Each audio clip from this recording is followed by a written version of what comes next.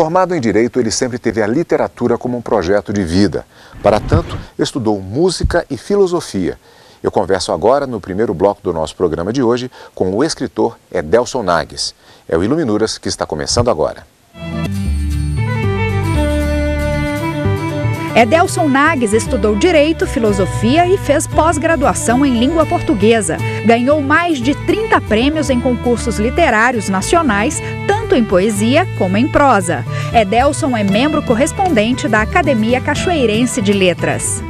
Iniciando, portanto, o nosso programa de hoje, aqui na Biblioteca do TRT da 10ª Região, a Biblioteca Desembargador Fernando Américo Veiga Damasceno, perguntando para o nosso convidado Edelson Nagues com relação a um aspecto característico da sua carreira, que foi o fato que começar a trabalhar como escritor, na verdade, foi um projeto que incluiu até mesmo o curso de filosofia. Como surgiu essa ideia, inclusive essa sistematização, passando pelo próprio curso de filosofia, depois do curso em Direito? Eu comecei a descobrir, né, que eu gostaria de fazer na vida era escrever muito cedo, por volta de 11, 12 anos, né, já começando a me destacar nos estudos, principalmente com redações, e os professores começaram a incentivar, né, perceber essa facilidade que eu tinha de me comunicar pela forma escrita. E então, a partir dos 13, 14, 15 anos, eu senti que realmente era o que eu gostaria de fazer, né? Sem ter muita orientação, eu acabei por mim mesmo descobrindo que para ser escritor eu teria que conhecer bem a língua. Quer dizer, mesmo sem orientação não foi uma decisão errada. Então eu comecei a estudar muita gramática, né? Comecei tudo que dizia respeito à língua de modo geral, que caía em minhas mãos eu estudava. Tanto é que eu comento sempre isso, eu me tornei revisor de textos, né? E trabalhei até em editoras, tudo mesmo sem ter um curso de letras. Só depois eu faria uma pós-graduação, mas já tinha trabalhado mais de 5 anos como revisor.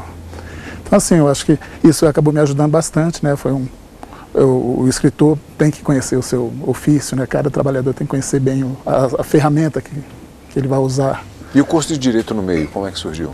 Então, como não tinha jornalismo em Mato Grosso, eu fiquei, naquele momento, tinha que escolher algum curso superior, tinha terminado o 2º grau, e até uma irmã me orientou, porque você não faz ciências contábeis, ela tinha feito, eu falei, não é a minha área, é economia, e o que tinha muitos números eu não me interessava, né? Eu acabei optando até por administração, estudei um pouco administração, o primeiro curso que eu fiz, né, não concluí também, e o que tinha números, economia, parte de contabilidade eu ia deixando, então o curso virou uma bagunça. Aí depois de uns quase 3 anos já, ali na faculdade, na universidade, eu optei por fazer Direito, porque até alguns professores me incentivavam também, porque eu tinha facilidade de escrever, e eles falavam, a área de Direito é uma área interessante também para você.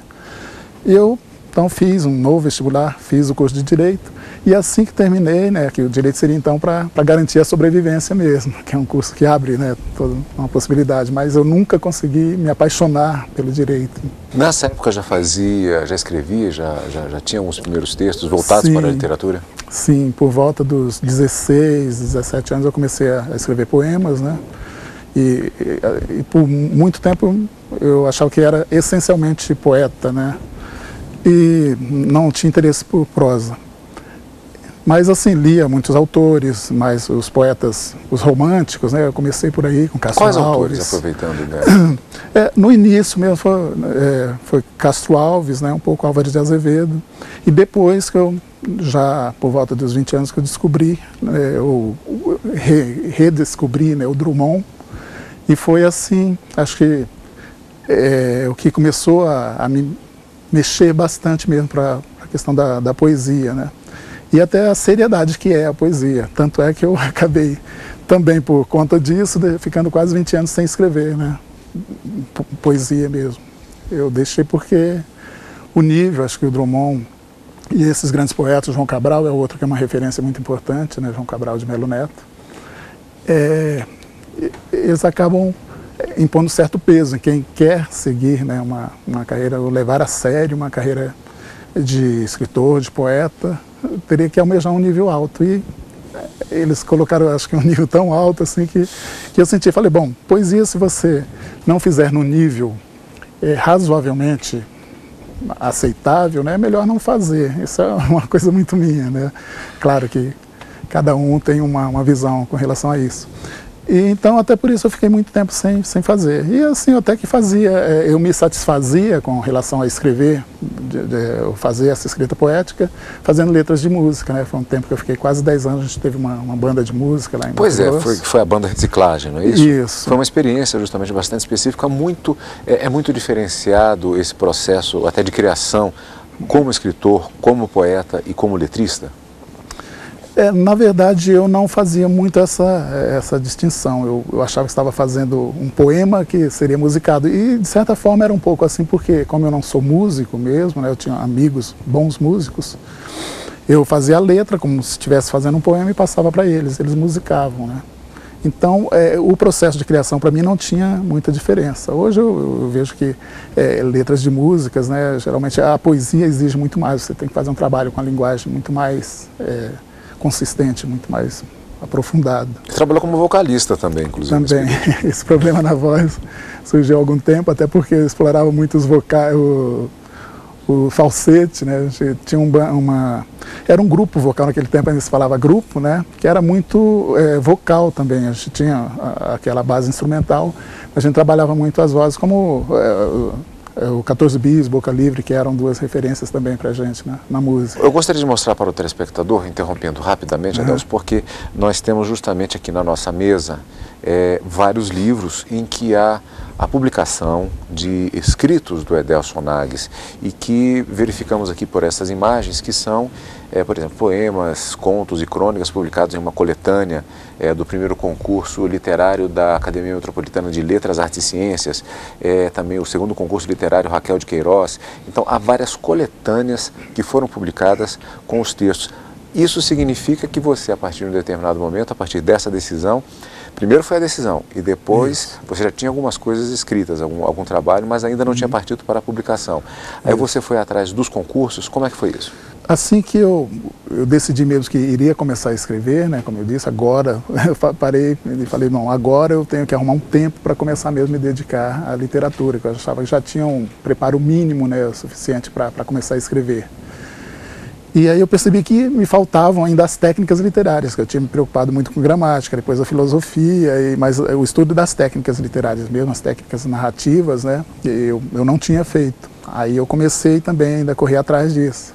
Eu fiz alguns cursos, algumas oficinas literárias, um curso de extensão sobre literatura contemporânea na UNB também, que abriu assim, a visão, porque eu estava muito ainda naquela coisa só dos clássicos, né? Eu não tinha condições de avaliar os autores contemporâneos, quem realmente tinha valor, quem não tinha, a gente ia um pouco muito pelo que era divulgado na mídia. E então, quando eu parei para escrever, e depois de algum tempo já tinha produzido alguma coisa, né, e já corrigindo depois desses estudos, desses cursos também, eu comecei a participar de um ou outro concurso literário. Um que marcou, né, foi até esse do Sindjus, em 2008, que eu trabalho no judiciário, e aí surgiu esse concurso e no penúltimo dia eu resolvi escrever um texto que eu tinha trabalhado numa oficina literária, né? O mais recente é esse, Águas de Clausura, que aliás nós temos aqui. Esses dois aí já são os livros solo, né? Aí eu já fiz esses dois, o lançamento, já o produto de todos esses anos de trabalho. Eu vou mostrar aqui então, portanto, o Águas de Clausura. Isso, nós temos aquilo, inclusive, em duas edições diferentes. Essa e essa. Foi a primeira. A primeira é essa que eu acabei de mostrar, né? Essa é a primeira edição do Águas de Clausura.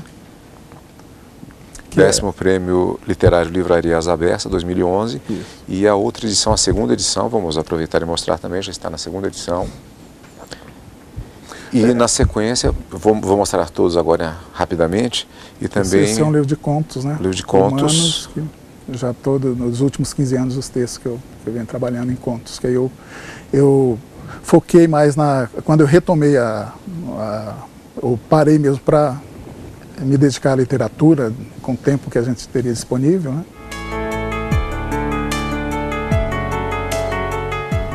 De onde vem o solitário? Qual a linhagem, a essência, o ponto de interseção?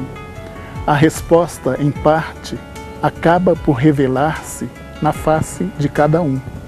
O solitário, por certo, vem de outro mundo, o de dentro. O resto é só disfarce. Adelson, eu queria agradecer muito a sua participação, portanto, aqui no nosso programa Iluminuras de hoje, falando a respeito de literatura, a respeito dessa tentativa de buscar um que a mais na própria vida por meio das letras. Muito obrigado pela sua participação. Eu que agradeço a oportunidade e a gente pretende, se for possível, voltar outras vezes apresentando novos trabalhos. Com toda certeza, com toda certeza. Agradeço muito e parabéns pelo seu trabalho, que é muito interessante. Sandra, muito obrigado. Parabéns pelo seu trabalho e lhe desejando muita literatura, tanto na leitura quanto na escrita. Muito obrigado. Muito obrigado.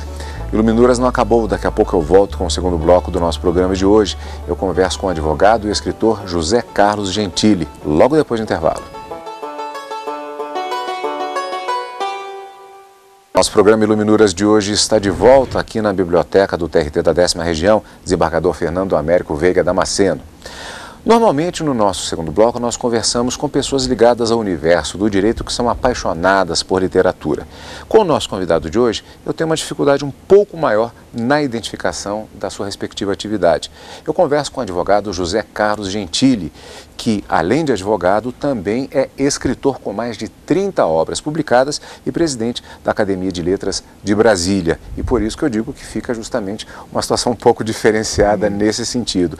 E eu começo lhe perguntando exatamente sobre se essa convivência com o direito e com a literatura, o que vem antes? O ovo ou a galinha, vamos brincar dessa forma. O que é que vem antes nesse sentido? A paixão pela literatura ou a paixão pelo direito que se tornou sua profissão? Ambos se ajustam, e se ajustam no mundo da criação. Criar é viver sempre, digo eu. Então, base para esses dois universos se encontra na língua. A língua é a grande esteira, o grande patamar que faz com que as pessoas desenvolvam suas atividades, quer na literatura, quer no direito. Devo lhe dizer que o meu embasamento inicial foi economia política, 2 mais 2. Depois caminhei pelo mundo da análise matemática superior na Faculdade de Filosofia de Porto Alegre. E quando vim para Brasília, há 53 anos, eu fui o primeiro aluno a ser matriculado na Universidade de Brasília. No curso de Direito da Universidade de Brasília. Pelas mãos de Arilda Valho, a grande secretária que Darcy Ribeiro trouxe para essa cidade. Devo dizer que aqui, ao fazer o primeiro psicotécnico na Universidade de Brasília, verifiquei que a minha tendência, o meu alinhavo, não era nem economia e nem filosofia, era as ciências inexatas. E para que isso frutifique, se verifica que a língua, o idioma, deve manter sempre no mais alto nível, quer o direito, quer a literatura. Professor, qual foi o primeiro livro publicado? Primeiro livro publicado, Cultura de Alpendre. Cultura de Alpendre é um registro de algo que já passou. É o nosso ontem, quando as famílias se reuniam no Alpendre para a tradição oral. Os mais velhos reuniam-se com os mais jovens e ali se processava aquela dialética da transmissão da oralidade, da transmissão da palavra, do ensinamento, onde o núcleo era um núcleo básico, não é? Ainda de formação greco-romana, da família, do pater familias, enfim, esse é o primeiro livro que eu escrevi e li. Eu gostaria de mostrar agora para os telespectadores, tanto do ponto de vista do leitor, quanto do ponto de vista do autor. Vou começar, no caso, com o autor, mostrando Lagoa dos Cavalos, que é de autoria do nosso convidado de hoje, José Carlos Gentili, que é um livro que está tendo grande repercussão, pois se trata da biografia de uma das maiores figuras da história brasileira, polêmica, que é o famoso Regente Feijó, padre Diogo Antônio Feijó. Sim. Como foi a pesquisa para esse livro? Esta obra, ela nasce na necessidade de mostrar a esta nação, ao Brasil, que durante o período da saída do retorno de Pedro I a Portugal, onde se constituiu Dom Pedro IV, e a antecipação da maioridade de Pedro II, essa lacuna vivencial monárquica que tivemos, ela foi preenchida por uma figura indiscutivelmente proba, honesta, um homem que traçou a grande modificação brasileira. Quando nos perguntam por que o Brasil tem uma visão, uma dimensão continental, por que os países de língua hispânica ao derredor da América do Sul se fragmentaram, se pulverizaram, e o Brasil continua com essa imensidão que vai dos Andes à faixa litorânea atlântica? De alguns anos para cá tem havido um fenômeno que é justamente de resgate de períodos da nossa história, como por exemplo nos livros 1808, 1822, sobre a vinda da família real e sobre o processo de independência. E também temos esse Lagoa dos Cavalos, que fala na verdade sobre um período que vem um pouco depois. Esse é um resgate necessário, pois falta para as novas gerações uma visão de como é que foi esse momento do nascedouro da nação brasileira. Há uma falha de memória, uma certa crise de identidade até para o cidadão brasileiro pela falta de conhecimento até desse período histórico? Cadu, a sua colocação é inteligentíssima. Posso lhe dizer que a motivação de Lagoa dos Cavalos é justamente essa, de mostrar, de reavivar, de rearticular, principalmente para que a Interlândia brasileira, onde nós temos a capital da esperança, pátria do mundo, terra do evangelho, nós podemos ter, nós temos a obrigação de fixar nesse processo civilizatório a imagem, a memória e a exemplaridade. Eu acho que cada um de nós deve colocar um tijolo no edifício da construção da cultura da Interlândia brasileira. Não devemos esquecer que durante quase 500 anos a estrutura do conhecimento da gnose humana ficou fixada na faixa litorânea brasileira. Só após a chegada de Juscelino fazendo o despertar dessa nação aqui, e eu fico sensibilizado sempre quando me manifesto no sentido da grandeza e da grandiosidade do ato de Juscelino, que indiscutivelmente foi o homem maior que essa pátria já teve, com a visão de futuridade. Eu gostaria de mostrar aqui sempre uma pergunta clássica já do nosso programa com relação aos autores que o nosso convidado cultua, eles são reveladores dos vários aspectos da vida. Eu vou mostrando aqui, no caso, alguns da atualidade. Livro que foi trazido, uma literatura referente a Rui Barbosa, de Murilo Melo Filho, personagem sempre vivo, inclusive na história do próprio Poder Judiciário brasileiro, uma exposição que está nesse momento, inclusive, quando estamos gravando e o programa está sendo exibido no próprio Espaço Cultural Ministro Menezes de Direito no Supremo Tribunal Federal, a respeito de Rui Barbosa.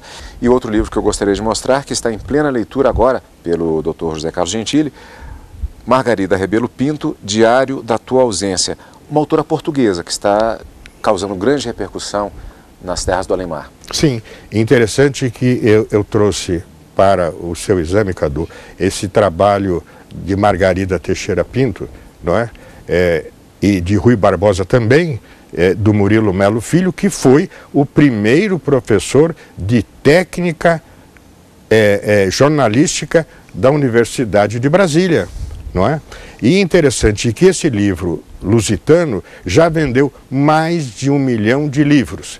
Eu vou aproveitar e mostrar também um outro lançamento, que é José Carlos Gentili, Um Cidadão do Mundo, que é uma fotoautobiografia, que é a primeira dessa modalidade que é publicada no país, com uma sequência de fotos, que inclusive você já está vendo nas imagens que nós estamos mostrando agora, que tem todo o histórico relacionado inclusive a fotografias, uma coletânea de imagens que contam a história inclusive da família. Vamos aproveitar e saber um pouco mais a respeito de quem é esta autora portuguesa, Margarida Rebelo Pinto.